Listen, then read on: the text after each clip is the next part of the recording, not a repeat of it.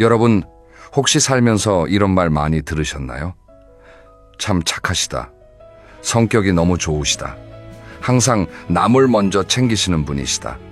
이 말 들으실 때 기분이 어떠셨어요? 아마 나쁘지 않으셨을 겁니다. 칭찬이니까요. 그런데 오늘 제가 좀 불편한 질문을 하나 드려보겠습니다. 그 착하다는 말, 정말 칭찬이었을까요? 혹시 이런 뜻은 아니었을까요? 이 사람은 부탁하면 뭐든 다 들어준다. 이 사람은 거절을 못한다. 이 사람한테는 뭘 시켜도 불평을 안 한다. 한번 떠올려 보세요.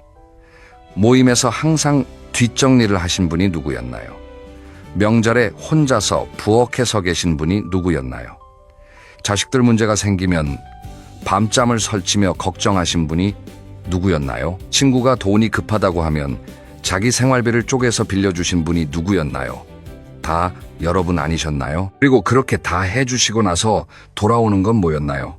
고맙다는 말 한마디였나요? 아니면 다음에 또 해줘야 하는 일이었나요? 우리 세대는 착하게 살라는 말을 들으며 자랐습니다. 참는 게 미덕이고 양보하는 게 덕이고 남을 먼저 챙기는 게 사람 도리라고 배웠어요. 학교에서도 그렇게 가르쳤고 부모님도 그렇게 말씀하셨고 사회 전체가 그렇게 요구했습니다. 그래서 평생을 참았습니다. 직장에서 참고, 가정에서 참고, 친구 사이에서 참고, 동네에서도 참고, 내 감정은 꾹꾹 눌러놓고 남이 원하는 대로 맞춰 살았어요. 그런데 은퇴하고 나이가 드시니까 이상한 걸 느끼시게 됩니다. 평생 착하게 살았는데 왜 이렇게 허전할까? 여기서 한 가지 구분을 해드려야 할 것 같습니다. 세상에는 세 종류의 착한 사람이 있습니다. 첫 번째는 진짜 착한 사람입니다. 마음에서 우러나서 남을 돕는 사람. 두 번째는 참는 사람입니다. 속으로는 싫은데 겉으로는 괜찮다고 하는 사람.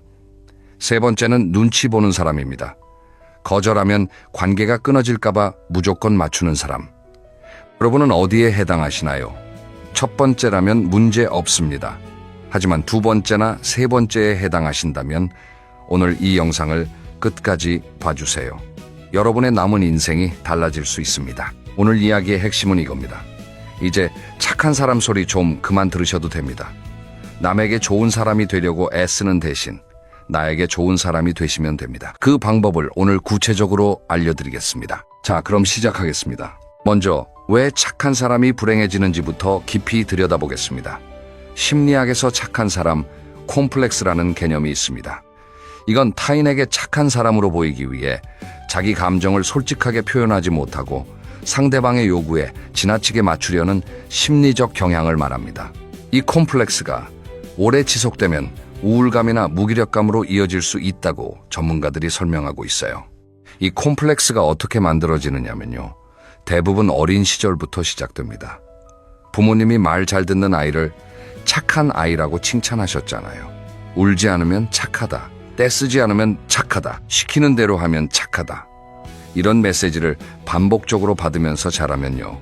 착하지 않으면 사랑받지 못한다는 공식이 머릿속에 새겨지는 겁니다. 그래서 어른이 되어서도 이 공식에서 벗어나지 못합니다.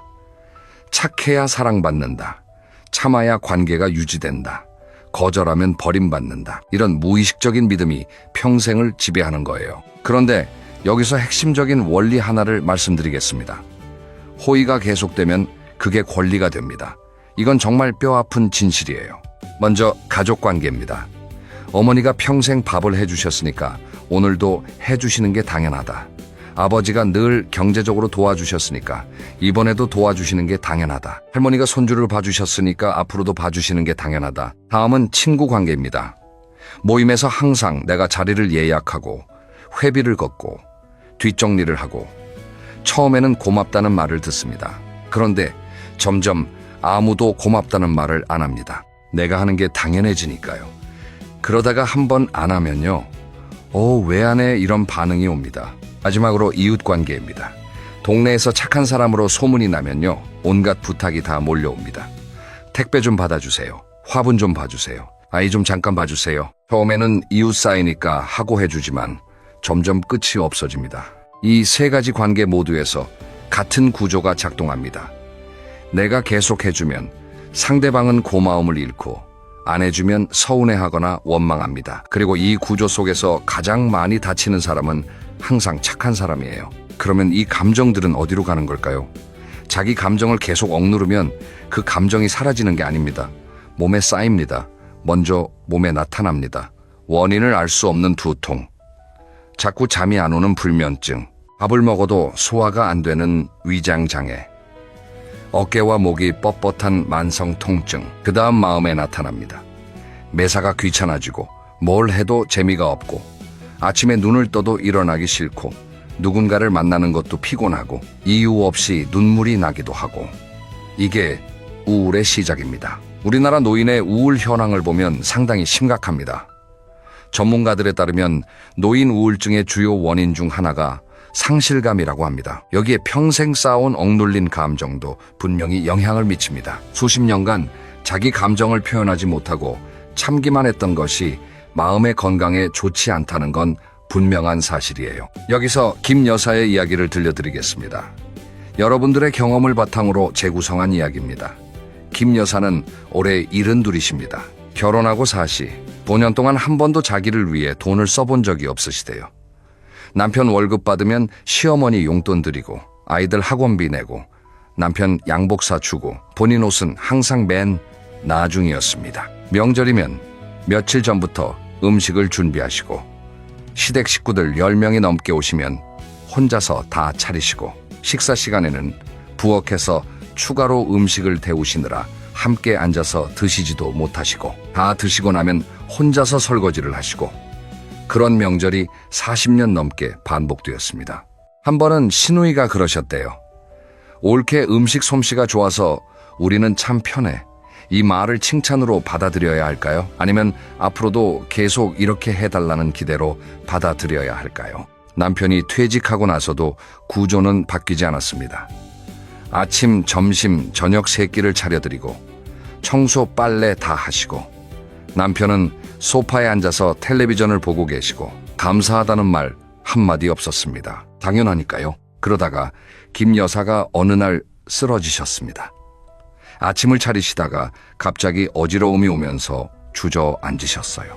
병원에 가셨더니 만성 피로와 함께 우울 증상이 있다는 이야기를 들으셨습니다. 의사 선생님이 물으셨대요. 평소에 스트레스를 많이 받으시나요? 김 여사가 한참을 대답을 못 하셨대요. 왜냐하면 스트레스를 받고 있다는 자각조차 없으셨거든요. 참는 게 너무 자연스러워서 그게 스트레스인 줄도 몰랐던 거예요. 상담을 몇 차례 받으시면서 김 여사가 깨달으신 게 있대요. 나는 평생 남을 위해 살면서 정작 나 자신은 돌보지 않았구나.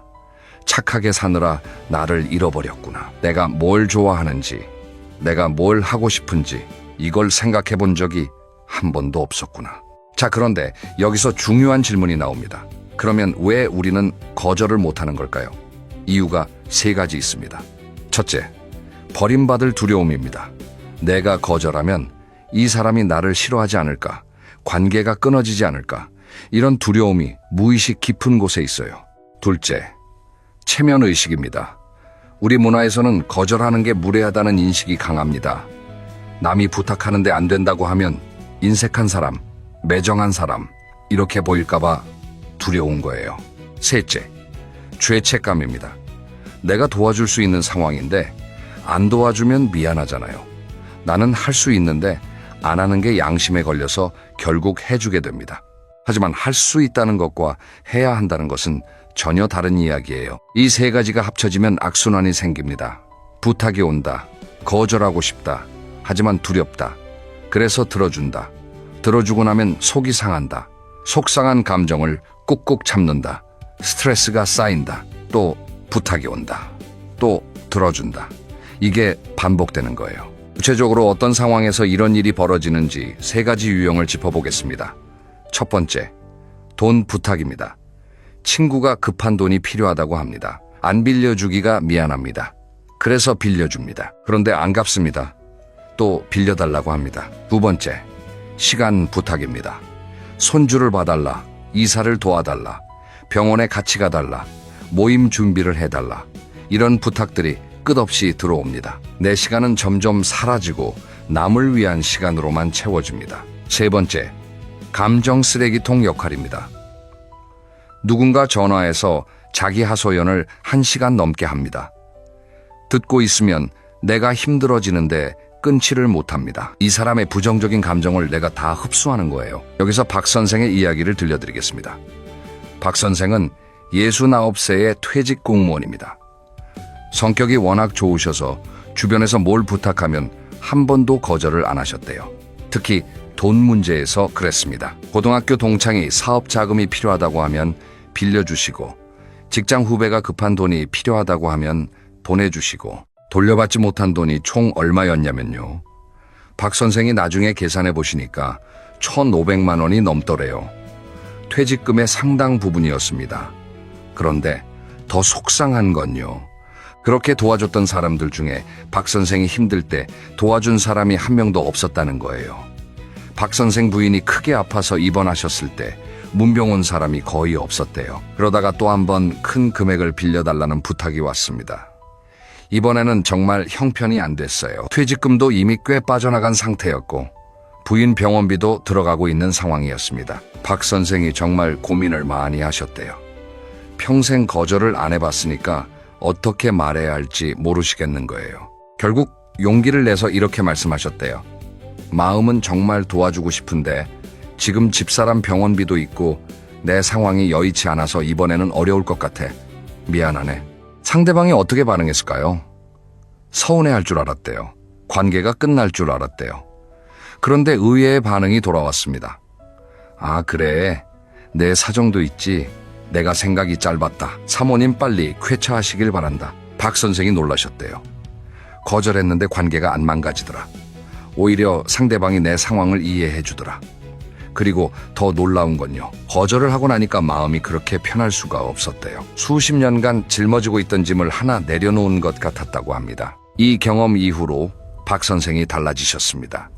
무조건 다 들어주는 게 아니라 내 상황을 먼저 생각하고 결정하시게 된 거예요. 그랬더니 오히려 주변에서 박 선생을 더 존중하게 되었대요.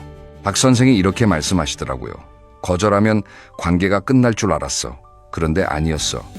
진짜 관계는 거절 한 번으로 안 끊어져. 내 거절을 이해해주는 사람이 진짜 친구더라. 이 여사의 이야기도 하나 더 들려드리겠습니다. 이 여사는 65세의 아파트 주민입니다. 동네 부녀회에서 활동하시는데 항상 꾸준히 일을 도맡으셨어요. 행사 준비, 청소 당번, 민원 처리, 회비 걷기, 아무도 안 하려는 일을 이 여사가 다 하셨습니다. 한 번은 주말에 가족여행이 잡혀 있었는데 부녀회 행사와 겹쳤대요. 이 여사가 처음으로 이번에는 가족여행이 있어서 못 나갈 것 같아요 하고 말씀하셨대요. 걱정을 엄청 하셨습니다. 다른 분들이 뭐라고 하지 않을까? 이기적이라고 생각하지 않을까? 결과가 어떻게 됐을까요? 아무도 뭐라고 안 하셨대요. 아, 그래요. 잘 다녀오세요. 이게 끝이었어요. 이 여사가 그러시더라고요. 내가 없으면 큰일 나는 줄 알았어. 그런데 내가 없어도 다른 분이 하시더라. 세상은 내가 없어도 잘 돌아가더라. 이게 착한 사람들이 깨달아야 하는 가장 중요한 사실입니다. 내가 안 해도 세상은 돌아갑니다. 자, 그러면 이제 구체적인 거절의 기술을 알려드리겠습니다. 7가지 방법입니다. 첫째, 시간을 벌어라. 누군가 부탁을 해오면 바로 대답하지 마세요. 생각 좀 해볼게. 이 한마디만 하시면 됩니다. 바로 대답하면 습관적으로 알겠다가 나옵니다. 시간을 벌면 냉정하게 판단할 여유가 생겨요. 둘째, 이유를 길게 설명하지 마라. 거절할 때 우리는 습관적으로 이유를 장황하게 설명합니다. 이러면 상대방이 반박할 여지를 주는 거예요. 그냥 간단하게 미안한데 이번에는 좀 어려울 것 같아. 이 한마디면 충분합니다. 셋째, 대안을 제시하라. 거절이 너무 어려우시면 다른 방법을 제안하시는 것도 좋습니다. 내가 직접 하기는 어렵지만 이렇게 해보는 건 어떨까? 이렇게 하면 거절의 부담도 줄고 상대방도 덜 서운해합니다. 넷째, 미안하다는 말을 과도하게 하지 마라. 거절할 때 미안해를 반복하시면 오히려 내가 큰 잘못을 한 것 같은 느낌이 들어요. 거절은 잘못이 아닙니다. 담담하게 한 번만 양해를 구하시면 됩니다. 다섯째, 연습하라. 이게 정말 중요합니다. 거울 앞에서 연습하시는 거예요. 미안하지만 이번에는 어려울 것 같아. 이 문장을 소리내어 10번만 말해보세요. 처음에는 어색하지만 반복하면 입에 붙습니다. 여섯째, 문자를 활용하라. 직접 얼굴을 보고 거절하기가 너무 어려우시면 문자나 카카오톡으로 하시는 것도 방법입니다. 글로 쓰면 감정에 휩쓸리지 않고 차분하게 내 입장을 전할 수 있어요. 일곱째, 부부간에도 연습하라. 배우자에게도 거절할 수 있어야 합니다. 오늘은 좀 피곤해서 저녁은 간단하게 먹자. 오늘은 혼자 좀 쉬고 싶어. 이런 말을 배우자에게 할 수 있어야 해요. 가장 가까운 사람에게 솔직해질 수 있으면 다른 사람에게도 자연스럽게 됩니다. 여기서 상황별로 어떻게 말하면 되는지 예시를 몇 가지 더 드리겠습니다. 돈 부탁을 받았을 때, 손주 돌봄을 추가로 해달라고 할 때, 모임 참석을 강요할 때, 감정 하소연 전화가 너무 길어질 때, 여기서 최 여사의 이야기를 하나 더 들려드리겠습니다. 최 여사는 67세입니다. 평생 거절이라는 걸 해본 적이 없으신 분이에요. 그러다가 용기를 내서 처음으로 거절을 해보셨대요. 교회 봉사활동에서 항상 설거지를 맡으셨는데 이번에는 다른 봉사를 해보고 싶다고 말씀하신 거예요. 거절하고 나서 이틀 동안 잠을 못 주무셨대요. 다른 분들이 나를 이기적이라고 생각하면 어쩌지, 서운해하면 어쩌지, 이 생각이 머리에서 떠나지 않았다고 합니다. 그런데 사흘째 되니까 좀 편해지시더래요. 일주일이 지나니까 아무 일도 안 일어났다는 걸 아시게 됐어요. 최 여사가 그러시더라고요. 거절 후 이틀이 가장 힘들어. 그 이틀만 버티면 돼. 이틀이 지나면 아, 별일 아니었네 하게 돼. 이 말씀이 정말 실전에서 중요합니다. 거절 후 밀려오는 죄책감은 보통 2, 3일이면 사라집니다. 자, 이제 나를 위해 돈과 시간을 쓰는 이야기를 해보겠습니다.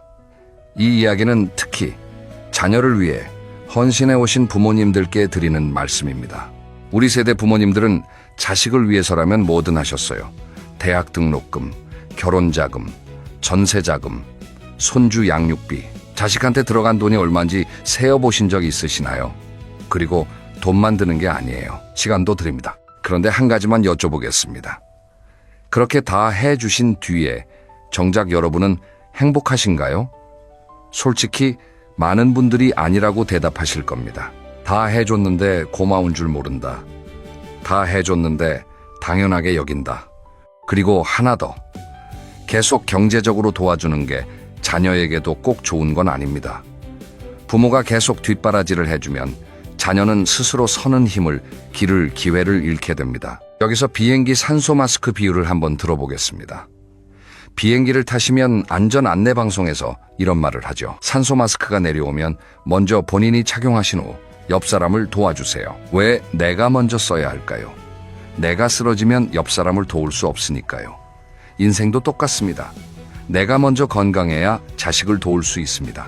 정 선생의 이야기를 해드리겠습니다. 정 선생은 68세의 퇴직 교사입니다.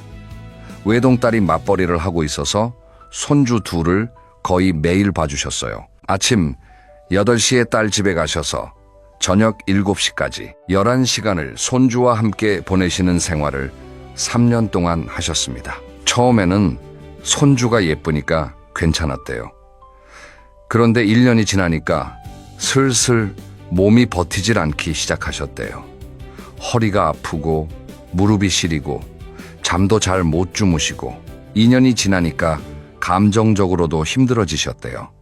아이들이 떼를 쓰면 예전에는 웃으며 달래주셨는데 이제는 짜증이 먼저 나시더래요. 그리고 그렇게 짜증낸 자기 자신에게 또 죄책감을 느끼시고 3년째의 건강검진을 받으셨는데 여러 가지 수치가 안 좋게 나왔습니다. 그런데 딸한테 말을 못 하셨어요. 왜요? 딸이 힘들까봐. 내가 안 봐주면 딸이 어떡하나. 내가 참으면 되지.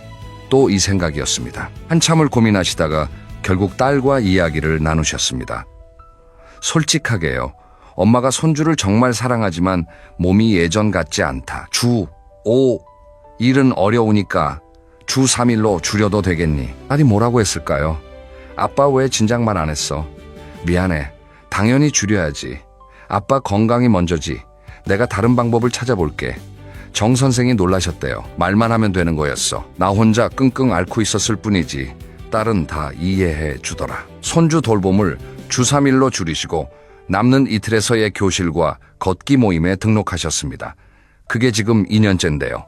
서예하시는 날과 걷기 모임 가시는 날이 일주일 중 가장 행복한 날이라고 하시더라고요. 그리고 재미있는 변화가 있었어요. 손주 돌봄을 줄였는데 오히려 손주랑 더 잘 놀아주시게 됐대요. 왜냐하면 체력이 회복되셨으니까요. 2, 3일로 줄이니까 만나는 날 에너지가 넘쳐서 손주랑 신나게 놀아주실 수 있게 된 거예요. 딸도 그러시더래요. 아빠가 예전보다 건강해지시니까 나도 마음이 편해. 아빠가 행복하셔야 나도 행복해. 한 선생의 이야기도 하나 더 들려드리겠습니다. 한 선생은 73살입니다. 아들이 둘인데 매달 두 아들에게 각각 50만 원씩 용돈을 주셨어요. 합치면 한 달에 100만 원입니다. 연금에서 상당 부분이 빠져나가고 있었습니다. 아들들이 달라고 한 적은 없었대요. 한 선생이 스스로 주시는 거였어요. 그런데 본인 건강검진은 매년 미루고 계셨습니다. 돈이 아까워서요. 건강검진비가 아들들 용돈에 비하면 적은 돈이었는데도 자기를 위해 쓰는 건 아까운 거예요. 어느 날 건강이 안 좋으셔서 할 수 없이 병원에 가셨는데 조기에 발견할 수 있는 것을 늦게 발견하셨대요. 의사 선생님이 정기 검진을 받으셨으면 더 일찍 알 수 있었을 텐데 하시더래요. 그때 한 선생이 깨달으셨대요. 내 건강이 먼저인데 자식 용돈 주느라 건강검진도 안 받고 있었구나. 그래서 결심을 하셨습니다. 아들들에게 솔직하게 말씀하셨어요. 아버지가 건강도 챙겨야 하고 노후 생활도 있으니까 앞으로 용돈을 좀 줄이려고 한다. 아들들 반응이 어땠을까요? 아버지 당연하죠. 저희가 드려야 하는 건데 오히려 저희가 받고 있었잖아요. 건강 먼저 챙기세요. 한 선생이 용돈을 줄이시고 그 돈으로 정기 건강검진을 받기 시작하셨습니다. 그리고 본인을 위한 작은 사치도 하기 시작하셨어요. 좋아하시는 커피를 사 드시고 서점에서 책도 사시고. 한 선생이 그러시더라고요. 나도 나한테 투자할 자격이 있는 사람이더라. 자, 이제 구체적인 실천 방법을 알려드리겠습니다. 적당한 이기심을 시작하는 7가지 방법입니다. 여기서 이기심이라는 단어를 쓰는 이유를 먼저 말씀드릴게요. 제가 말하는 이기심은 남을 해치는 게 아니에요. 나를 먼저 돌보는 힘입니다. 자기 존중이에요. 첫째, 하루에 한 번 나를 위한 결정을 하세요. 오늘 점심은 내가 먹고 싶은 걸 먹겠다. 오늘 저녁에는 내가 보고 싶은 프로그램을 보겠다. 이 정도의 아주 작은 결정부터 시작하시면 됩니다. 둘째, 부탁을 받으면 24시간 유예 기간을 두세요. 바로 대답하지 마시고 하루만 생각해 볼게 하시는 겁니다. 하루가 지나면 정말 해야 하는 건지 안 해도 되는 건지가 보입니다. 셋째, 나를 위해 돈을 써보세요. 커피 한 잔이라도 좋고 좋아하는 빵 하나라도 좋습니다. 나를 위해 돈을 쓰는 건 낭비가 아니에요. 투자입니다. 나의 행복에 투자하는 겁니다. 넷째, 싫으면 싫다고 말하는 연습을 하세요. 처음에는 작은 것부터 시작하시면 됩니다. 식당에서 자리가 마음에 안 들면 저쪽 자리로 바꿔주실 수 있나요? 하고 말씀하시는 거예요. 다섯째, 혼자만의 시간을 확보하세요. 매일 1시간이든 30분이든 나만을 위한 시간을 정하시는 겁니다. 이 시간에는 남의 부탁도 안 받고 오직 내가 하고 싶은 걸 합니다. 여섯째, 감사 일기를 쓰시면서 내 감정을 인식하세요. 매일 저녁 오늘 내가 느꼈던 감정을 한 줄만 적으시는 겁니다. 오늘 뭐가 좋았는지, 뭐가 불편했는지, 뭐가 속상했는지. 이걸 쓰다 보면 내가 평소에 얼마나 많은 감정을 무시하고 살았는지 보이기 시작합니다. 일곱째, 부부 사이에서 의견을 표현하는 연습을 하세요. 가장 가까운 사람에게 솔직해질 수 있으면 다른 관계에서도 자연스럽게 됩니다. 오늘 저녁은 내가 먹고 싶은 걸로 하자. 오늘은 좀 쉬고 싶어. 이런 작은 말부터 시작해보세요. 이 7가지를 한꺼번에 다 하시려면 부담스러우실 겁니다. 그래서 단계별로 하시면 좋습니다. 첫째 주에는 하루에 한 번 나를 위한 작은 결정만 하세요. 둘째 주에는 부탁을 받았을 때 바로 대답하지 않는 연습을 더 하세요. 셋째 주에는 나를 위해 작은 돈을 써보시고, 넷째 주에는 혼자만의 시간을 정하시고 감사 일기를 시작하세요. 한 달이면 작지만 확실한 변화를 느끼실 수 있습니다. 여기서 최 부부의 이야기를 들려드리겠습니다. 최 선생 71살, 최 여사 68살. 두 분이 결혼한 지 43년이 되셨습니다. 43년 동안 최 여사에게는 오래된 습관이 있으셨어요. 뭘 먹을까 물으면 아무거나, 어디 갈까 물으면 당신이 정해, 뭐 하고 싶어 물으면 나는 괜찮아. 항상 이런 식이었습니다. 어느 날 최 여사가 결심을 하셨습니다. 오늘부터 아무거나라는 말을 안 하기로요. 남편이 저녁 뭐 먹을까 하고 물었을 때 최 여사가 이렇게 대답하셨대요. 오늘은 칼국수가 먹고 싶어. 최 선생이 좀 놀라셨대요. 43년 만에 처음 듣는 구체적인 대답이었으니까요. 그날부터 최 여사가 조금씩 자기 의견을 말씀하시기 시작하셨습니다. 일주일에 3번은 최 여사가 식사 메뉴를 정하시고 한 달에 한 번은 최 여사가 가고 싶은 곳을 정하시기로 약속하셨습니다. 최 선생이 처음에는 좀 당황하셨지만 금세 적응하셨대요. 오히려 좋으시더래요.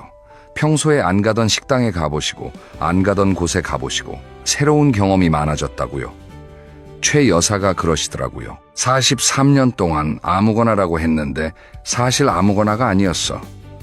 나도 먹고 싶은 게 있었고 가고 싶은 데가 있었어. 그걸 이제야 말하게 됐어. 자, 이제 마지막 이야기를 해보겠습니다. 진짜 착한 것과 참는 것의 차이에 대해서요. 비유를 하나 들어볼게요. 여기 물컵이 하나 있다고 상상해 보세요. 진짜 착한 건요. 내 컵이 물로 가득 차서 넘쳐 흐르는 것을 나누는 겁니다. 참는 건요. 내 컵이 비어 있는데 남의 컵에 따라주는 겁니다. 내가 목이 마른데 남한테 물을 주는 거예요. 여러분의 컵은 지금 어떤 상태인가요? 넘쳐 흐르고 있나요? 아니면 바닥이 보이나요? 바닥이 보이신다면 먼저 내 컵을 채우셔야 합니다. 앞에서 말씀드린 모든 것들이 다 내 컵을 채우는 방법입니다. 이 모든 게 한 방울 한 방울 내 컵에 물을 채우는 행위입니다. 자기 존중이 생기면 관계도 변합니다.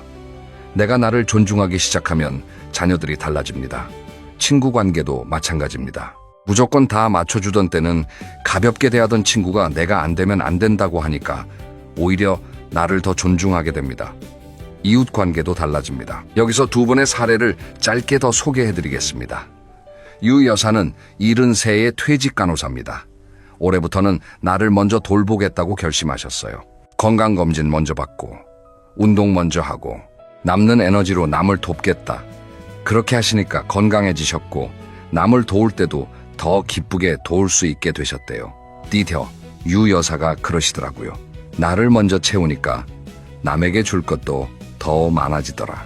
조 선생은 68세의 퇴직 회사원입니다. 일주일에 하루는 내 마음대로 하는 날로 정하셨습니다. 매주 수요일 혼자 등산도 가시고 맛집 탐방도 하시고 조 선생이 그러시더라고요. 이 하루가 나머지 6날을 버티게 해줘. 자, 오늘 이야기를 정리하겠습니다. 첫째, 착한 사람 콤플렉스는 자기 감정을 억누르고 남에게 맞추는 오래된 습관입니다. 둘째, 호의가 계속되면 권리가 됩니다.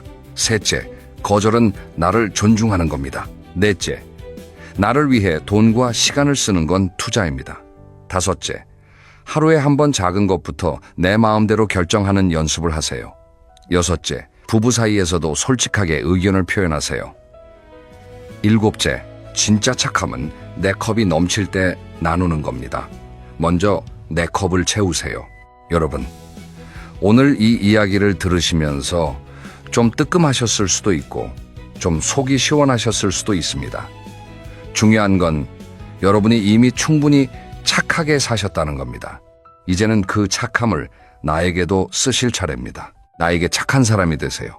내 몸에 착하고 내 마음에 착하고 내 시간에 착한 사람. 그게 진짜 멋진 노후를 사는 방법입니다. 오늘 당장 하나만 해보세요. 오늘 저녁에 뭘 먹을지 내가 정해보시는 거예요. 아무거나 말고요. 내가 진짜 먹고 싶은 것. 그걸 입 밖으로 말씀해보시는 겁니다. 남에게 좋은 사람 소리 들으려고 애쓰지 마세요. 나에게 좋은 사람이 되세요. 이제는 나를 위해 사세요. 당당하게요. 오늘 영상이 도움이 되셨다면 좋아요 한번 눌러주시고요.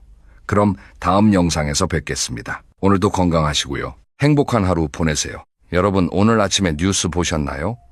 아니면 가족 단톡방에서 누군가 올린 글을 보고 속이 부글부글 끓으셨나요? 혹시 이런 생각 해보신 적 있으세요? 요즘 젊은 애들은 도대체 왜 저러는 거야? 세상이 왜 이렇게 됐지? 내가 맞는데 왜 아무도 내 말을 안 듣는 거야? 이런 생각들 하루에도 몇 번씩 하고 계시진 않으신가요? 그런데 잠깐요. 오늘 이 영상을 보시기 전에 딱 30초만 이 질문에 솔직하게 대답해 보세요. 지난 일주일 동안 누군가의 말이나 행동 때문에 화가 나서 잠을 못 이루신 적이 있으셨나요? 뉴스를 보다가 혈압이 오른다는 느낌을 받으신 적이 있으셨나요? 가족들이랑 대화하다가 이 사람들은 왜 내 말을 못 알아듣지 하는 생각이 드신 적이 있으셨나요? 한 가지라도 해당이 되신다면 오늘 이 영상은 여러분을 위해 만들어진 겁니다. 그리고 솔직히 말씀드리면 저는 세 가지 모두 해당이 되는 분들이 훨씬 더 많을 거라고 생각해요. 왜냐하면 그게 우리 세대의 현실이거든. 수십 년을 살아오면서 옳고 그름에 대한 나름의 기준을 만들어 왔고 그 기준으로 세상을 바라보며 살아왔는데 어느 순간 세상이 그 기준을 따라오지 않는 것처럼 느껴지기 시작한 거예요. 그러면서 자꾸 화가 납니다. 자꾸 답답합니다. 자꾸 왜 저러지 싶습니다. 그런데 말입니다. 여기서 정말 중요한 사실 하나를 말씀드려야 할 것 같아요. 이게 오늘 영상의 핵심이기도 합니다. 그 화, 그 답답함, 그 왜 저러지 하는 감정이 쌓이면 쌓일수록 실제로 몸이 망가진다는 겁니다. 단순히 기분이 나쁜 수준이 아니에요. 만성적인 비판적 감정과 분노는 심혈관 건강에 직접적인 영향을 주고 면역 기능을 떨어뜨리고 수면의 질을 낮추고인지 기능 저하와도 연관이 있다는 연구 결과들이 있습니다. 즉, 내가 옳다고 믿으면서 세상을 비판하는 그 시간들이 사실은 내 건강을 갉아먹고 있는 겁니다. 무섭지 않으세요? 내가 맞다고 싸우다가 정작 나만 손해를 보고 있는 겁니다. 오늘 이 영상을 끝까지 보시면 여러분의 가슴 한켠에 꽉 막혀 있던 무언가가 스르르 풀리는 느낌을 받으실 겁니다. 장담합니다. 판단을 내려놓는 순간 삶이 얼마나 가벼워지는지 오늘 직접 느껴보시길 바랍니다. 자, 그럼 시작해 볼게요. 여러분 잠깐 눈을 감고 상상해 보세요. 명절날 온 가족이 모였습니다. 오랜만에 얼굴을 마주하고 밥상에 둘러앉았는데 며느리가 아이한테 스마트폰을 쥐어주네요. 아이는 밥도 먹는 둥 마는 둥 화면만 들여다보고 있습니다. 그 장면을 보는 순간 어떤 생각이 드세요? 아니, 밥상머리에서 폰을 줘? 저래도 되는 거야? 우리 때는 밥 먹을 때 어른한테 감히 눈도 제대로 못 마주쳤는데 저렇게 키우면 나중에 어떻게 되려고? 이런 생각이 올라오는 거 사실 너무 자연스러운 겁니다. 틀린 감정이 아니에요. 우리 세대는 수십 년을 살아오면서 나름의 기준을 만들어 왔으니까요. 예의란 이런 것, 가족이란 이런 것, 밥상머리 교육이란 이런 것. 이 기준들은 살아남기 위해, 올바르게 살기 위해, 더 나은 삶을 만들기 위해 스스로 쌓아온 소중한 나침반이었습니다. 그런데 여기서 문제가 하나 생깁니다.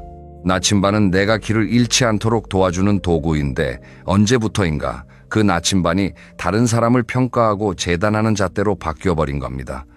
내 기준에 맞지 않으면 틀린 것, 내 방식과 다르면 잘못된 것. 이렇게 되면 어떻게 될까요?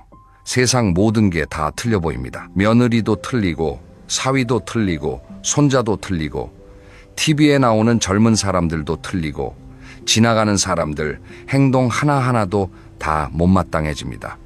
그렇게 되면 결국 어떻게 되냐고요? 나만 외로워집니다.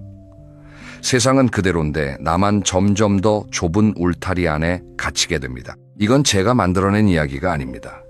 심리학에서는 이것을 인지적 경직성이라고 부릅니다. 쉽게 말하면 생각의 틀이 굳어버린 상태예요. 마치 오랫동안 쓰지 않은 문 경첩처럼 처음에는 잘 열리고 닫혔는데 녹이 슬면서 점점 뻑뻑해지는 거예요. 어릴 때는 새로운 것을 보면 이게 뭐지? 하고 호기심이 생기잖아요. 그런데 나이가 들수록 새로운 것을 보면 저게 맞아? 저래도 되는 거야? 하는 반응이 먼저 나옵니다. 이건 나쁜 사람이어서가 아니에요. 우리 뇌가 익숙한 패턴을 지키려는 본능적인 반응입니다. 뇌 입장에서는 새로운 것이 들어오면 에너지가 더 많이 필요하거든요. 그래서 이미 알고 있는 기준으로 빠르게 판단하려고 하는 거예요. 그러니까 스스로를 너무 탓하지 마세요. 이건 내가 이상한 게 아니라 뇌의 작동 방식이 그런 겁니다. 하지만 이 사실을 알고 있으면서도 아무것도 안 하면 어떻게 될까요?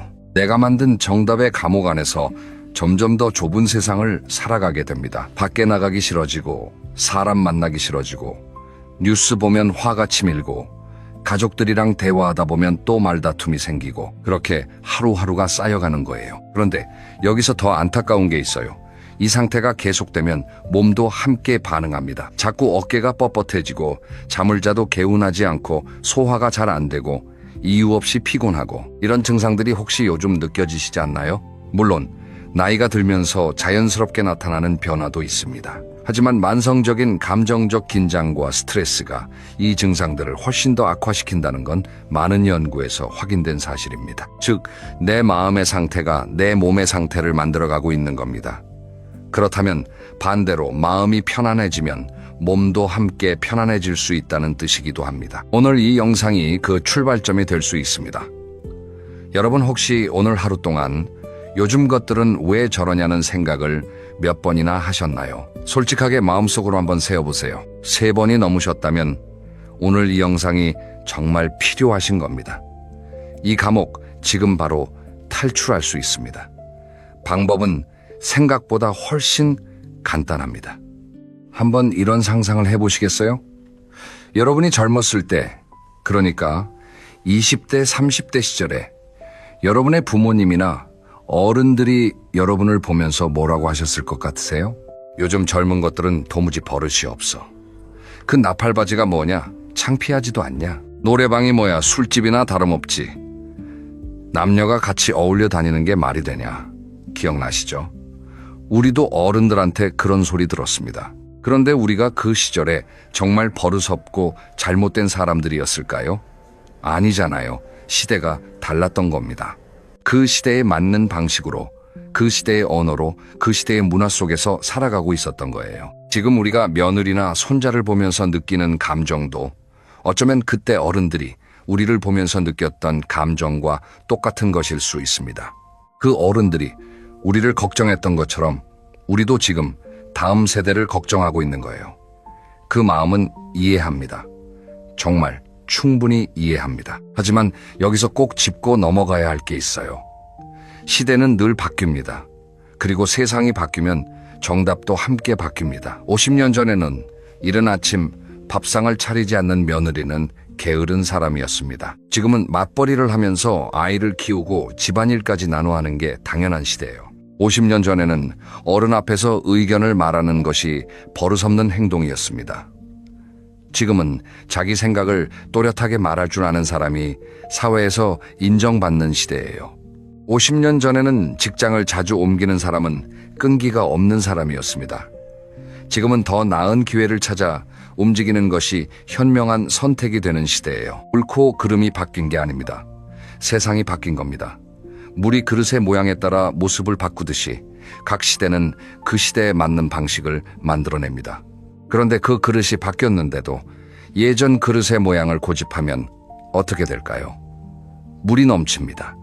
관계가 넘치고 감정이 넘치고 갈등이 넘칩니다. 심리학에서는 새로운 상황에 맞게 생각의 틀을 유연하게 조정하는 능력을 인지적 유연성이라고 합니다. 이 능력이 뛰어난 분들은 나이가 들어도 새로운 환경에 잘 적응하고 가족 관계도 훨씬 부드럽고 무엇보다 스스로가 행복합니다. 반면에 이 능력이 낮은 분들은 환경이 바뀔수록 더 많이 불안하고 더 많이 화가 나고 더 많이 외로워집니다. 그렇다면 인지적 유연성을 어떻게 키울 수 있을까요? 거창한 방법이 필요하지 않습니다. 사실 아주 간단한 말 한마디로 시작할 수 있어요. 그럴 수도 있지. 딱 5글자입니다. 며느리가 아이한테 스마트폰을 쥐어줄 때 저래도 되는 거야? 대신에 요즘은 그럴 수도 있지라고 마음속으로 한번 말해보세요. 뉴스에서 말도 안 된다 싶은 이야기가 나올 때 저게 뭐야? 대신에 나는 동의하지 않지만 저런 생각을 하는 사람도 있을 수 있지 라고 해보세요. 손자가 인사도 없이 방으로 쏙 들어가 버릴 때 요즘 애들은 버릇이 없어. 대신에 학교에서 힘든 일이 있었을 수도 있지라고 해보세요. 처음에는 어색합니다. 아니 사실 처음에는 속이 좀 쓰릴 수도 있어요. 내가 왜 그 사람 편을 들어줘야 해? 그 사람이 틀린 건데. 이런 마음이 올라올 수도 있습니다. 그런데 여기서 정말 중요한 점이 있어요. 그럴 수도 있지는 상대방이 옳다고 인정하는 말이 아닙니다. 그냥 그 사람도 그 사람 나름의 이유가 있겠구나 하고 잠깐 내려놓는 겁니다. 우리는 그 맥락을 모릅니다.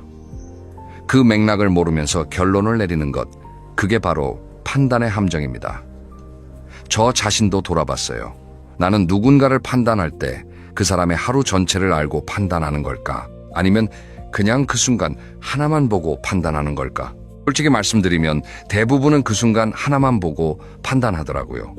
그 순간 하나만 보고 그 사람 전체를 재단하는 겁니다. 이게 얼마나 불공평한 일인지 생각해보면 그럴 수도 있지가 오히려 훨씬 공평한 태도라는 걸 알 수 있어요. 오늘 하루 단 한 번만 그럴 수도 있지를 써보세요. 딱 한 번이어도 충분합니다. 그 한 번이 쌓이면 어느 날 갑자기 가슴이 훨씬 가벼워진 자신을 발견하게 됩니다. 그리고 그것보다 더 중요한 변화가 찾아옵니다. 가족들이 나한테 조금 더 가까이 오기 시작합니다. 왜냐하면 사람들은 자기를 판단하지 않는 사람 곁에 있고 싶어 하거든요. 그게 바로 그럴 수도 있지가 관계에 가져다주는 선물입니다. 그런데 이게 다가 아니에요. 판단을 내려놓는 것, 그것보다 더 강력한 방법이 있습니다. 그 방법이 뭔지 지금부터 말씀드릴게요. 여러분, 산에 가보신 적 있으시죠? 산속에 맑은 계곡물이 흐르는 걸 보신 적 있으실 거예요. 물은 바위를 만나면 바위를 부수려 하지 않습니다. 그냥 바위를 피해서 흘러갑니다. 웅덩이를 만나면 잠깐 고였다가 결국 또 흘러갑니다. 쓰러진 나무를 만나면 그 위로 혹은 그 옆으로 새로운 길을 찾아 흘러갑니다. 물은 어디로 가야 한다, 어떻게 가야 한다 고집하지 않아요. 그냥 지금 이 자리에서 흘러갈 수 있는 방향으로 흘러갑니다. 결국 바다까지 도달합니다. 인생도 마찬가지예요. 구름을 생각해 보세요. 하늘에 떠 있는 구름은 어떤 모양이어야 한다고 고집하지 않아요. 바람이 부는 대로 모양을 바꾸고 햇빛에 따라 색이 달라지고 때로는 비가 되어 내려오기도 합니다. 그 자유로운 변화가 구름을 아름답게 만들죠. 우리 마음도 그렇게 될 수 있어요.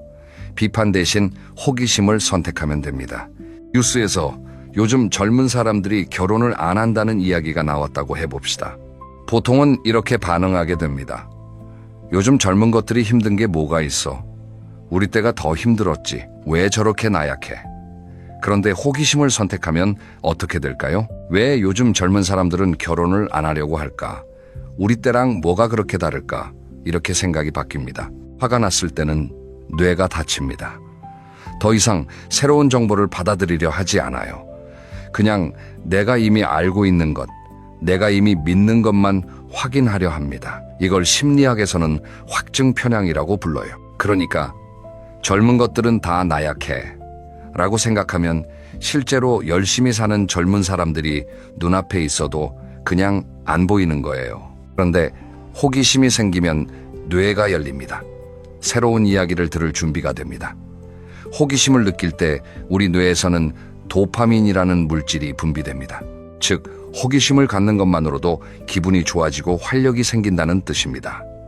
반면에 비판과 분노가 지속되면 코르티솔이라는 스트레스 호르몬이 과도하게 분비됩니다. 즉, 호기심은 건강을 지키고 비판은 건강을 해친다는 거예요.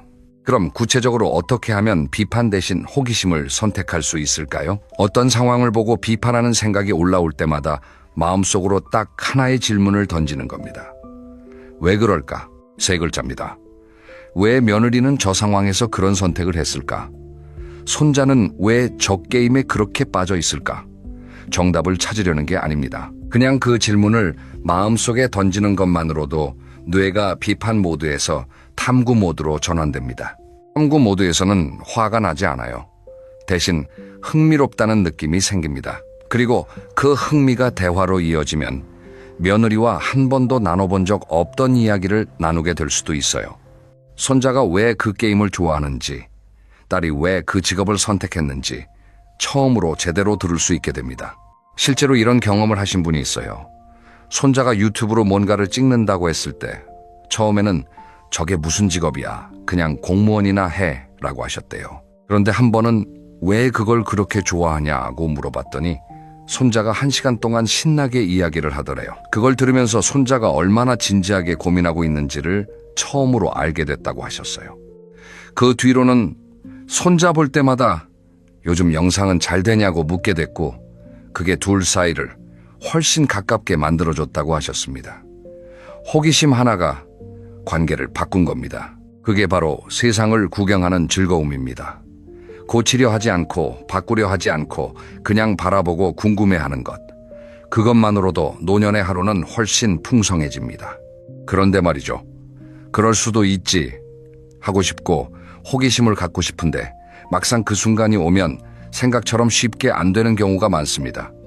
왜 그럴까요? 감정이 먼저 올라오기 때문입니다. 누가 내 말을 무시하는 것 같다는 느낌, 내 가치관이 부정당하는 것 같다는 느낌, 아무도 나를 존중하지 않는다는 느낌, 이런 감정들이 쑥 올라오면 머리가 하얘지면서 그냥 화가 탁 터져버립니다. 이게 너무 자연스러운 반응이에요. 그런데 여기서 한 가지 아주 중요한 사실을 알아야 합니다. 감정은 나를 공격하는 적이 아닙니다. 감정은 내 안에서 보내는 신호입니다. 화가 나는 건 내가 소중하게 생각하는 무언가가 위협받는다고 느껴지기 때문입니다. 마치 경보기 같은 거예요. 경보기 자체가 문제가 아니라 경보기가 알려주는 무언가에 주의를 기울여야 하는 거예요. 감정도 마찬가지입니다. 화가 나면 그 화 자체를 억누르거나 없애려 하기보다 그 화가 알려주는 게 뭔지를 살펴보는 겁니다. 예를 들어 아들이 명절에 처가 먼저 간다고 했을 때 화가 나셨다면 그 화의 아래에는 이런 마음이 있을 수 있어요. 나는 아들한테 무시당하는 것 같아. 내가 얼마나 그 아이를 위해 살았는데. 나는 중요한 사람이 되고 싶어. 이 마음을 들여다보면 화가 조금 다르게 보이기 시작합니다. 내가 화가 난 게 아들이 틀렸기 때문이 아니라 내 안에 인정받고 싶고 사랑받고 싶은 마음이 있기 때문이었다는 걸 알게 됩니다. 화가 조금씩 녹기 시작합니다. 그리고 아들에게 왜 거길 먼저 가냐고 따지는 대신 다음엔 우리 집에 오래 있어줘 라고 말할 수 있게 됩니다. 같은 마음인데 표현이 달라지면 관계가 달라집니다. 그럼 구체적으로 어떻게 내 감정을 살필 수 있을까요? 첫째, 이 세 번이 뇌에게 잠깐 멈출 시간을 줍니다. 깊은 호흡은 자율신경계를 안정시켜서 감정이 격해지는 것을 늦춰줍니다. 우리가 화가 나면 심장이 빨리 뛰고 근육이 긴장하고 호흡이 빨라지죠. 그런데 이 상태에서는 이성적인 판단이 어렵습니다. 그래서 먼저 호흡으로 몸을 진정시켜야 하는 거예요. 이것만 해도 몸의 긴장이 눈에 띄게 풀립니다. 둘째, 그 감정을 글로 써보는 겁니다. 그냥 노트에 오늘 아들이 이런 말을 했는데 나는 이런 감정이 들었다. 이렇게 딱 두 문장이면 충분합니다. 글로 쓰면 감정이 눈에 보이는 형태로 바뀝니다. 눈에 보이면 객관적으로 바라볼 수 있어요. 이렇게 한 발짝 물러서서 보면 감정에 완전히 휩쓸리지 않게 됩니다. 셋째, 혼자 산책을 해보세요. 아파트 단지를 한 바퀴 돌아도 좋고 공원 벤치에 잠깐 앉아 있어도 좋아요. 몸을 움직이면 감정도 움직입니다. 걷는 동안에는 뇌에서 엔도르핀이 분비됩니다. 엔도르핀은 기분을 좋게 만들고 스트레스를 줄여주는 역할을 해요. 넷째, 뉴스와 거리를 두세요. 뉴스는 원래 자극적인 것들을 보여주도록 설계되어 있습니다. 그래서 뉴스는 하루에 한 번 딱 30분만 보는 것을 권해드립니다. 그리고 뉴스를 보다가 화가 치밀면 그냥 끄세요. 내 감정을 지키는 것이 세상 돌아가는 일을 다 아는 것보다 훨씬 중요합니다. 감정이 치밀기 전에 미리 차단하는 게 훨씬 현명한 방법입니다. 여러분께 솔직하게 여쭤볼게요. 혹시 이런 생각 해보신 적 있으세요? 내가 바로잡아줘야 해. 내가 말해줘야 저 사람이 제대로 된 길을 갈 텐데 내가 지금 말 안 하면 누가 말해주겠어. 이런 마음 정말 소중하고 따뜻한 마음입니다. 진심으로 가족을 위하고 세상을 걱정하는 마음에서 나온 겁니다. 그런데 여기서 하나만 물어볼게요. 그 말을 했을 때 상대방이 정말 바뀌었나요? 아들이 바뀌었나요? 며느리가 바뀌었나요? 손자가 바뀌었나요? 대부분의 경우 바뀌지 않습니다. 오히려 더 멀어지는 경우가 많습니다. 왜냐하면 사람은 자기가 바뀌고 싶을 때 바뀌지 누가 바꿔주려고 할 때는 오히려 더 저항하게 돼 있거든요. 이건 인간의 본성입니다. 그렇다면 내가 할 수 있는 최선은 무엇일까요? 그건 바로 세상을 바꾸려는 에너지를 나 자신을 위해 쓰는 겁니다.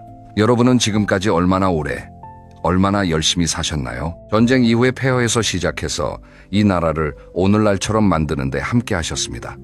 자식들을 키우고 교육시키고 사회에 내보내셨습니다. 밥 굽는 날도 있었고 잠을 줄여가며 일한 날도 있었고 아파도 참고 일어나서 나가야 했던 날들도 있었을 겁니다. 그 모든 세월이 지금 여러분이 서 계신 곳까지 데려다 준 거예요. 이제 그 짐을 조금 내려놓으셔도 됩니다.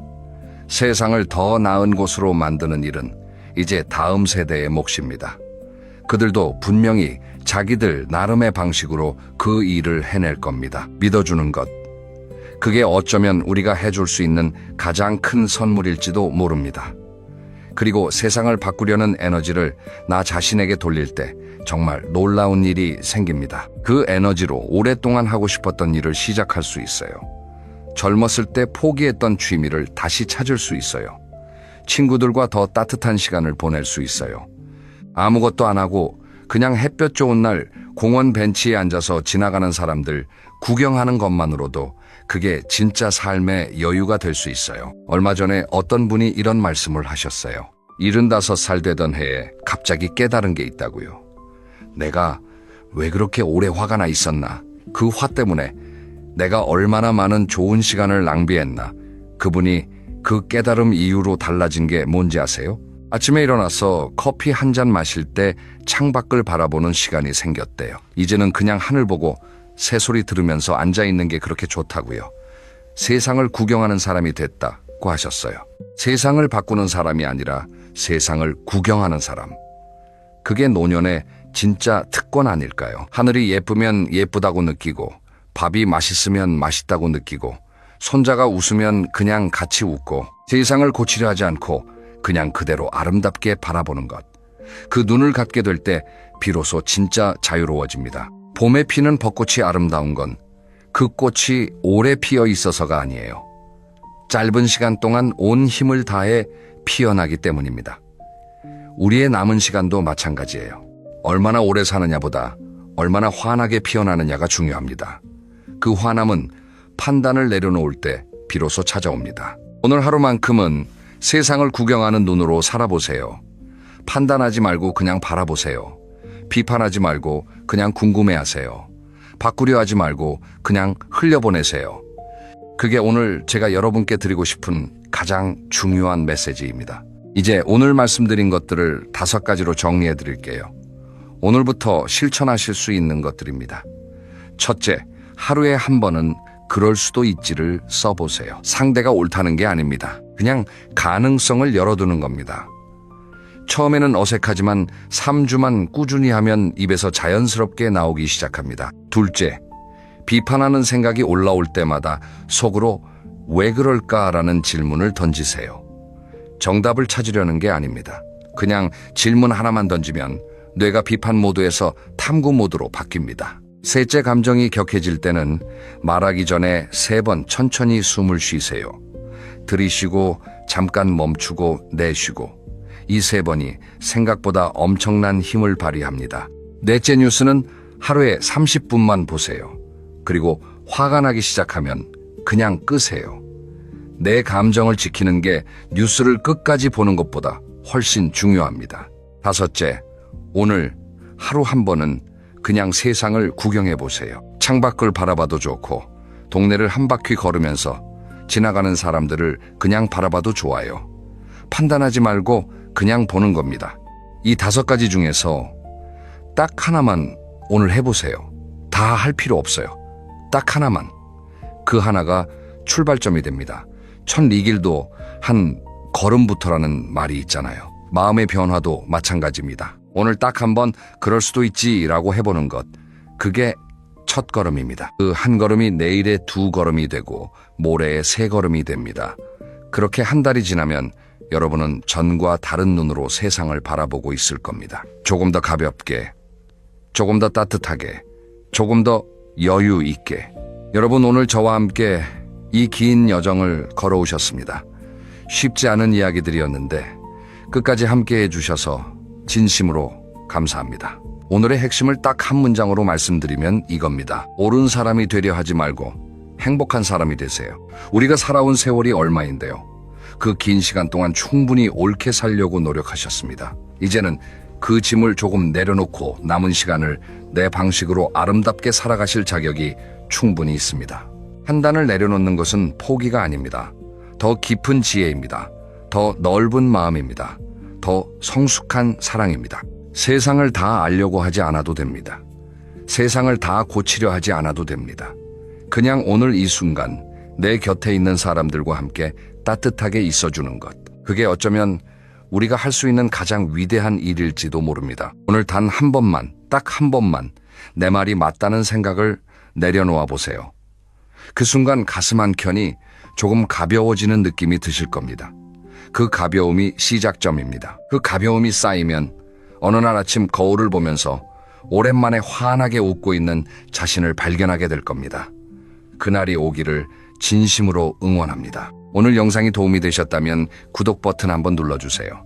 그리고 좋아요 버튼도 한번 눌러주시면 이런 영상을 더 많은 분들께 전해드릴 수 있습니다. 혹시 주변에 요즘 자주 화가 나거나 세상이 답답하다고 하시는 분이 계시면 이 영상 하나 조용히 보내드리세요. 말로는 전하기 어려운 것들이 때로는 이런 영상 하나로 전해지기도 합니다. 그게 여러분이 그분께 드릴 수 있는 작은 선물이 될 수 있어요. 다음 시간에는 노년의 외로움에 대해 이야기 나눠볼 거예요. 외로움은 피해야 할 것이 아니라 잘 쓰면 엄청난 힘이 된다는 이야기입니다. 혼자만의 시간이 오히려 나를 더 단단하게 더 깊이 있게 만들어주는 방법, 다음 영상에서 꼭 알려드릴게요. 오늘도 건강하시고 오늘 하루도 따뜻하게 보내세요. 감사합니다. 여러분 혹시 하루 중에 가장 긴 시간이 언제인지 아시나요? 바쁠 때는 하루가 순식간입니다. 그런데 아무것도 안 하고 혼자 집에 앉아 있으면요, 1시간이 3시간처럼 느껴집니다. 시계를 보고 또 보고 텔레비전을 켰다 껐다 하고 핸드폰을 들었다 놨다 하고 그러다가 자식한테 전화가 오나 기다리게 되고 이런 경험 있으신 분 꽤 많으실 겁니다. 그런데요, 제 주변에 같은 나이인데 완전히 다른 하루를 보내시는 분들이 계세요. 이분들은 혼자 있는 시간이 지루하지가 않대요. 오히려 하루가 너무 짧다고 하십니다.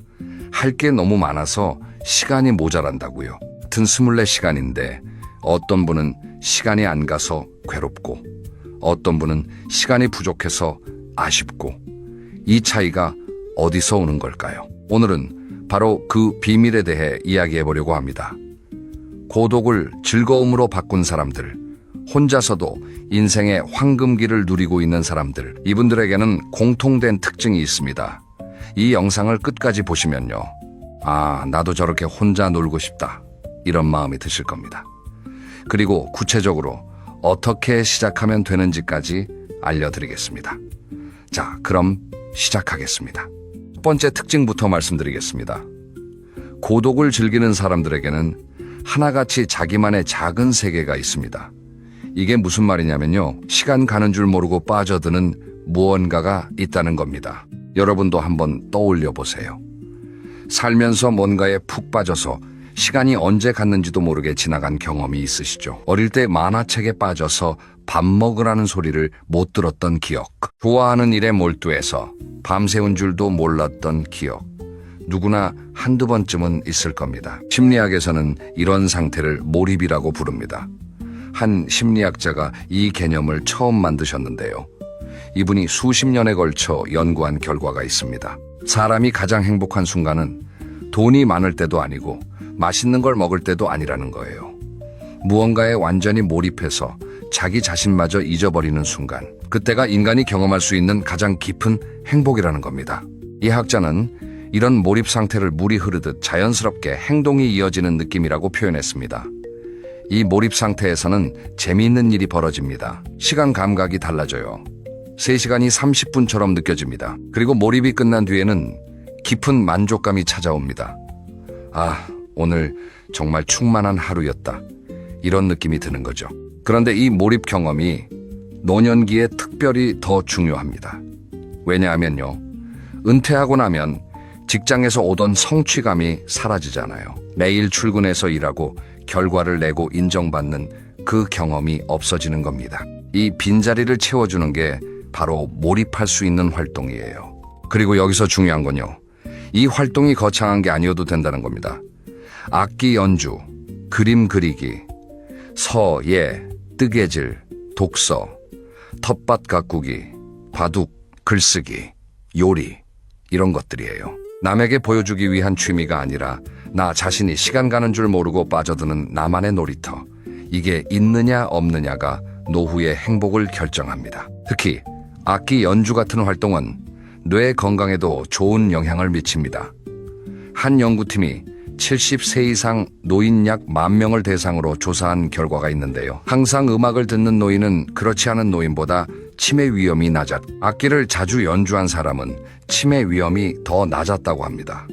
물론 이 연구가 음악을 들으면 치매가 안 걸린다는 뜻은 아닙니다. 하지만 뇌를 적극적으로 사용하는 활동이인지 기능 유지에 도움이 될 수 있다는 걸 보여주는 거죠.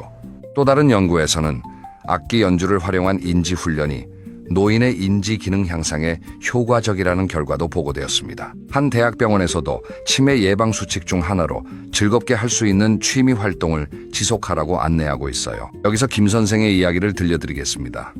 여러분들의 경험을 바탕으로 재구성한 이야기입니다. 김 선생은 37년간 은행에서 근무하시다가 60에 퇴직하셨습니다. 퇴직하고 처음석 달은 좋았대요. 평생 못 자던 잠도 실컷 자고 못 보던 드라마도 정주행하고 여행도 다녀오시고, 그런데 넉 달째부터 무기력해지기 시작하셨대요. 아침에 눈을 뜨면 오늘 무얼 하지? 이 생각이 먼저 드는 거예요. 갈 데도 없고 할 일도 없고 만날 사람도 점점 줄어들고, 그러다가 우연히 동네 문화센터에서 서예 수업을 발견하셨습니다. 서예라, 나이 먹고 붓글씨나 써볼까? 이런 가벼운 마음으로 등록하셨대요. 그런데 첫 수업부터 뭔가 달랐다고 합니다. 먹을 갈고 붓을 잡고 한 획 한 획 쓰는 동안 잡념이 싹 사라지더래요. 오로지 붓 끝에만 집중하게 되는 거예요. 수업이 2시간이었는데 30분처럼 느껴졌다고 합니다. 김 선생이 그때 처음 느끼셨대요. 아, 이게 바로 몰입이구나. 은행에서 복잡한 업무에 매달릴 때 느꼈던 그 집중, 그 충만함, 그게 서예에서 다시 찾아온 거예요. 지금 3년째 서예를 하고 계십니다. 매일 아침 8시에 일어나서 1시간 동안 글씨를 쓰시는 게 하루의 시작이에요. 김 선생이 이렇게 말씀하시더라고요. 서예를 시작하고 나서 아침에 눈 뜨는 게 즐거워졌어. 오늘은 어떤 글자를 쓸까?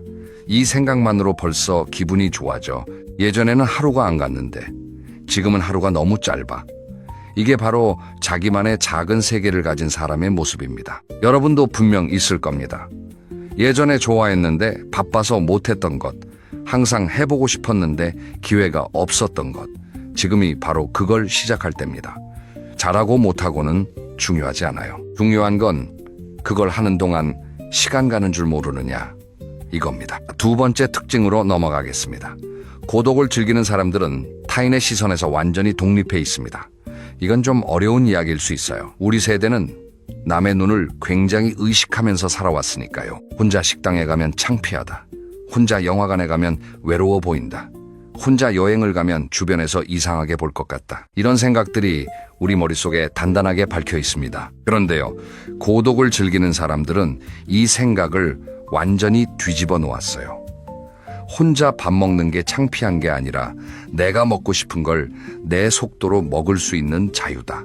혼자 영화 보는 게 외로운 게 아니라 아무 눈치 안 보고 내가 보고 싶은 걸 볼 수 있는 즐거움이다. 혼자 여행 가는 게 이상한 게 아니라 내 마음대로 돌아다닐 수 있는 최고의 호사다.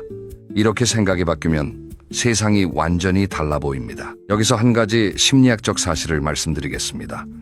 사회심리학에서 주목 효과라는 개념이 있습니다. 사람들은 자신이 남의 주목을 받고 있다고 실제보다 훨씬 많이 느낀다는 겁니다. 쉽게 말하면 내가 혼자 식당에 앉아 있을 때 다른 사람들이 나를 쳐다보고 있을 거라고 생각하지만 실제로는 아무도 나에게 관심이 없다는 거예요. 다들 자기 밥 먹느라 바쁘거든요. 우리가 남의 시선을 두려워하는 건 대부분 상상 속의 시선입니다. 박 여사의 이야기를 들려드리겠습니다. 박 여사는 66세의 퇴직 공무원입니다. 남편을 여의시고 혼자 사시는 분이에요. 처음에는 혼자 사는 게 너무 무서우셨대요. 밥을 혼자 먹는 것도 싫고 외출도 누군가와 함께 해야 할 것 같고 항상 누군가와 같이 다녀야 한다고 생각하셨습니다. 그러다 보니 매번 누군가에게 맞춰야 했어요. 어느 날 친구와 약속이 갑자기 취소됐대요. 토요일 오전이었는데 갈 곳이 없어진 거예요. 집에 있자니 답답하고, 그래서 용기를 내서 혼자 근처 카페에 가셨대요. 생각보다 아무도 자기를 신경 쓰지 않더래요. 조용히 커피를 마시면서 창밖을 바라보는데 그게 참 좋았대요. 그날 이후로 박 여사가 하나씩 혼자 해보시기 시작하셨습니다. 혼자 카페 가기, 혼자 서점 가기, 혼자 공원 산책하기, 그러다가 혼자 맛집 탐방, 혼자 전시회 관람, 나중에는 혼자 제주도 여행까지 다녀오셨습니다. 박 여사가 이렇게 말씀하셨대요. 혼자 여행하니까 내가 진짜 뭘 좋아하는지 알겠더라. 누군가와 같이 다닐 때는 항상 상대방 눈치를 봤거든. 혼자 다니니까 내 마음이 이끄는 대로 갈 수 있어서 그게 정말 좋았어. 그리고 덧붙이시더라고요. 혼자 다니는 게 처음에는 창피했는데 지금은 당당해. 이게 바로 나를 사랑하는 방법이더라. 이 이야기에서 핵심은요, 남의 시선에서 자유로워지는 건 하루아침에 되는 게 아니라는 겁니다. 작은 것부터 하나씩 해보시는 거예요. 혼자 카페 한 잔부터 시작하시면 됩니다. 자, 세 번째 특징입니다. 고독을 즐기는 사람들은 아주 작은 것에서 감탄을 찾아냅니다. 이건 참 신기한 능력이에요. 보통 사람들은 행복하려면 뭔가 특별한 일이 있어야 한다고 생각합니다. 여행을 가야 행복하고, 맛있는 걸 먹어야 행복하고, 좋은 사람을 만나야 행복하고, 이런 식으로요. 그런데 고독을 잘 즐기는 사람들은 달라요. 아침에 창문을 열었을 때 들어오는 시원한 바람, 산책길에 핀 이름 모를 들꽃, 비 온 뒤 맡아지는 흙냄새, 저녁 하늘의 노을 색깔, 이런 아주 사소한 것들에서 감탄을 합니다. 심리학에서는 이걸 음미학이라고 부릅니다. 긍정적인 경험을 의도적으로 천천히 느끼고 즐기는 능력을 말합니다. 연구에 따르면 이 음미학이 능력이 높은 사람일수록 삶의 만족도가 높다고 합니다. 그리고 흥미로운 건요, 이 능력은 나이가 들수록 오히려 좋아질 수 있다는 겁니다. 왜냐하면 젊을 때는 너무 바빠서 주변을 돌아볼 여유가 없잖아요. 출근하느라 바쁘고, 아이 키우느라 바쁘고, 돈 벌느라 바쁘고, 길가에 꽃이 피었는지 하늘이 예쁜지 볼 겨를이 없었어요. 그런데 은퇴하고 나면 시간이 생기잖아요. 이 시간을 지루함으로 채울 수도 있지만 주변의 아름다움을 발견하는 시간으로 채울 수도 있습니다. 정 선생의 이야기를 해드리겠습니다. 정 선생은 71살의 퇴직 교사입니다. 매일 아침 6시에 일어나서 동네 뒷산을 산책하시는데요.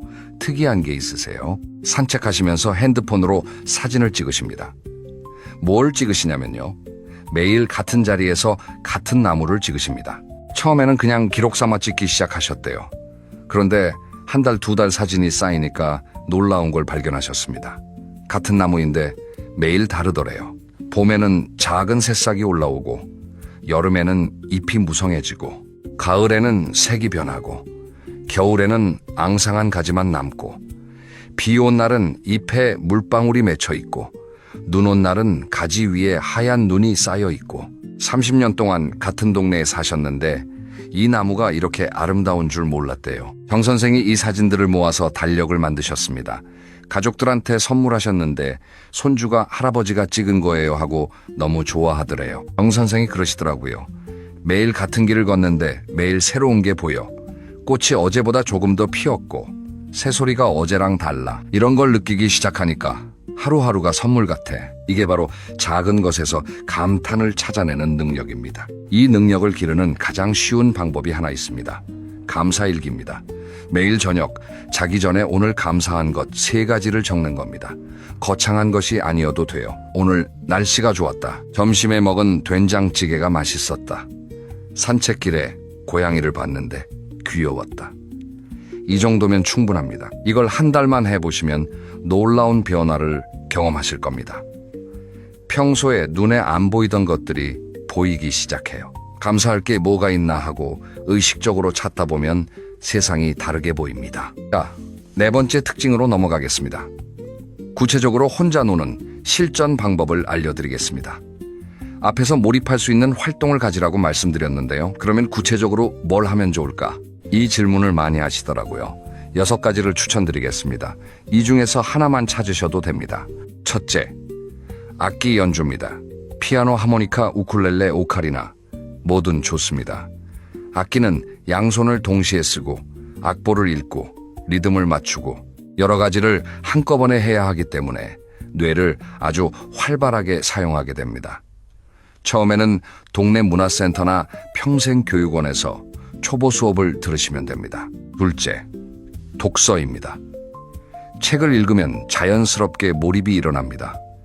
특히 소설이나 에세이처럼 이야기가 있는 책이 좋아요. 도서관에 가시면 무료로 빌릴 수 있으니까 비용 부담도 없습니다. 큰 글씨책도 요즘 많이 나와 있어요. 셋째, 글쓰기입니다. 일기를 쓰셔도 좋고 자서전을 쓰셔도 좋고 시를 쓰셔도 좋습니다. 글을 쓰면 자기 생각을 정리하게 되고 과거를 돌아보게 되고 감정을 표현하게 됩니다. 특히 자서전 쓰기는 최근에 시니어분들 사이에서 인기가 많은데요.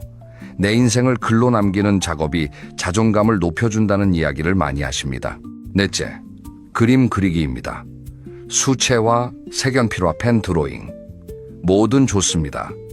그림을 그릴 때는 대상을 자세히 관찰해야 하잖아요. 이 관찰하는 과정 자체가 뇌를 자극하고 현재에 집중하게 만듭니다. 잘 그리는 게 목적이 아니에요. 그리는 과정 자체가 즐거우면 됩니다. 다섯째, 텃밭 가꾸기입니다. 베란다에 화분 몇 개만 놓으셔도 됩니다. 상추, 고추, 방울토마토 이런 작은 식물을 키우시면 매일 변화를 관찰하는 재미가 있어요. 물을 주고 햇빛을 쬐어주고 새싹이 나오는 걸 보면 생명을 돌보고 있다는 뿌듯함이 생깁니다. 여섯째, 걷기입니다. 그냥 걷는 게 아니라 의식적으로 걷는 겁니다.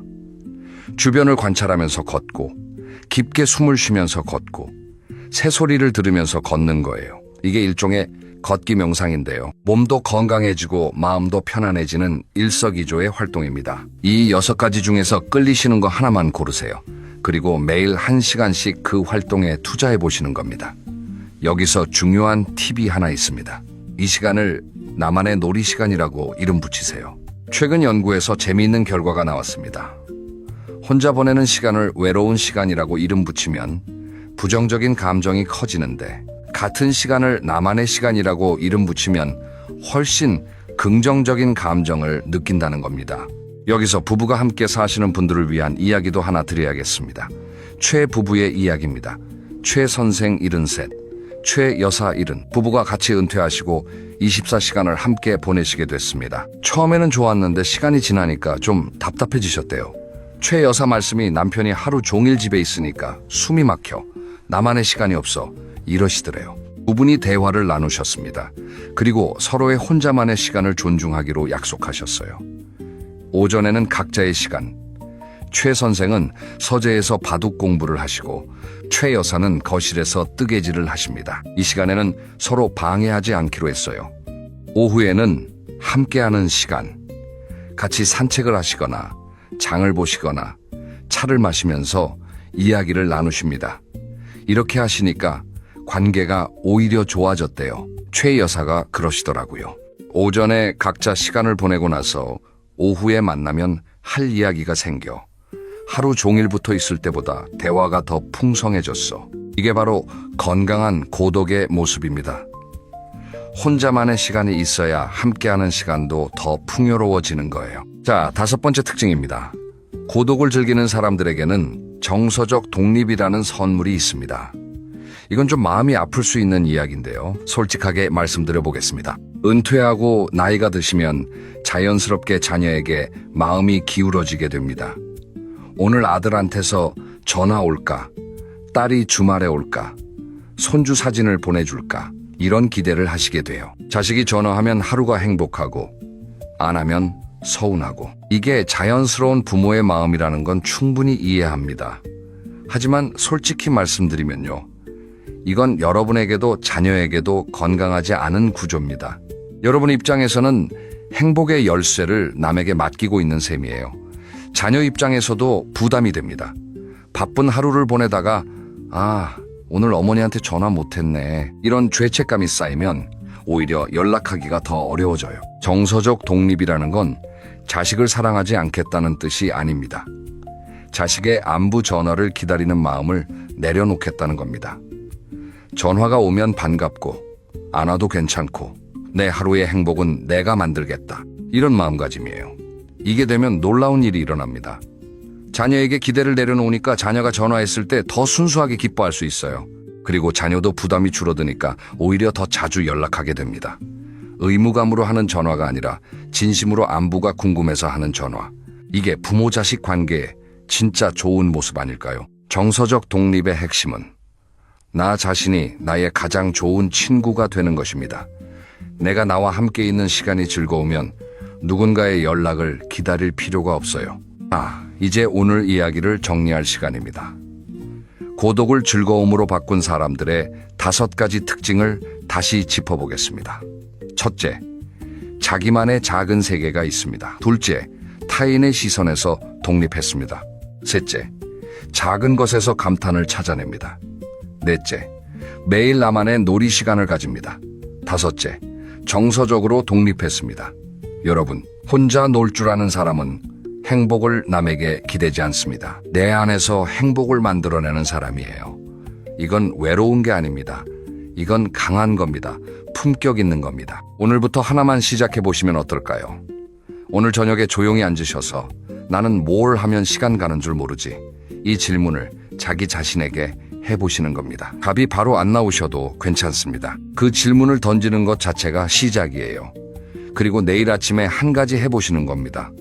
혼자 동네를 산책하시면서 평소에 안 보이던 것들을 한번 찾아보세요. 그 작은 시작이 여러분의 노후를 완전히 바꿔놓을 수 있습니다. 마지막으로 이 한마디를 꼭 기억해 주세요. 여러분은 여러분에게 가장 좋은 친구가 될 자격이 있습니다. 평생 남을 위해 살아오셨잖아요. 이제는 나를 위해 사셔도 됩니다. 혼자 있는 시간을 즐기셔도 됩니다. 그게 나를 사랑하는 가장 멋진 방법입니다. 오늘 영상이 도움이 되셨다면 좋아요 한번 눌러주시고요. 그럼 다음 영상에서 뵙겠습니다. 오늘도 건강하시고요. 행복한 하루 보내세요.